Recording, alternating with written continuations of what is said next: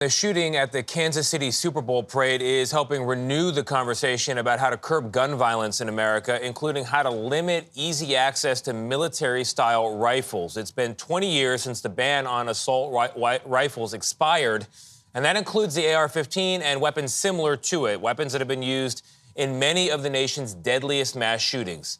Nicole Sganga sat down with a group of gun violence survivors and family members who are rallying to revive the measure, hoping to save lives.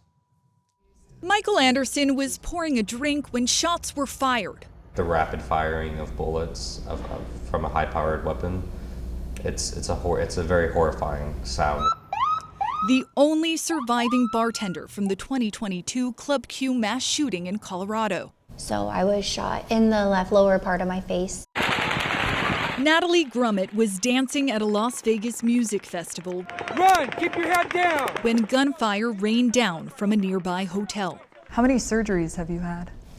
You know, I should probably count over a dozen. A bullet shattering her jawbone. More than 6 years later, she's still suffering the impact. We found out a couple years after the shooting that I have lead poisoning from the bullet fragments they can't remove in my face. Melissa Alexander is a gun owner and Republican. We are a family that taught gun safety from a very early age. She's also the mother of a 9-year-old survivor of last year's Nashville school shooting. There's no playbook. Right. There's no playbook for survival. Gurnell Whitfield Jr.'s 86-year-old mother, Ruth Whitfield, was murdered in the racially motivated shooting at a grocery store in Buffalo, New York. This is unconscionable. He's also a former fire commissioner. I use the analogy I was a fireman, and many times you go into hostile environments and you can't see. You grope around in the dark trying to find your way, and that's how I feel now. You feel like you're groping around in the dark? In the dark, trying to find what should I be doing now? Fed up with gridlock, survivors are rallying to outlaw assault weapons again, 2 decades after the 1994 ban expired. I think the public would like to see both parties work together on gun safety. Known as the Go Safe Bill, the highly technical legislation crafted by Democratic Senator Martin Heinrich of New Mexico aims to outlaw some semi-automatic firearms and large-capacity magazines. And I really wanted to get at the mechanisms, the specific mechanisms that make some of these weapons so dangerous.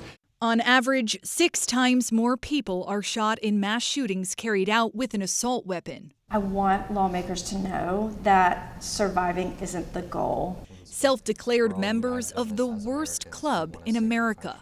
We're probably all different parties and ideological affiliations, but we're all united on this as Americans who want a safer country and walk out of our house feeling safe. Yeah. I love that because I think that people want to think like that it is like a left or a right issue. And I think we all know that sitting here, there's a lot of things going on that need to change, and you have to start somewhere. It starts here. And It starts with us. Yeah, it's a step, yeah, absolutely. And You're not going to give up.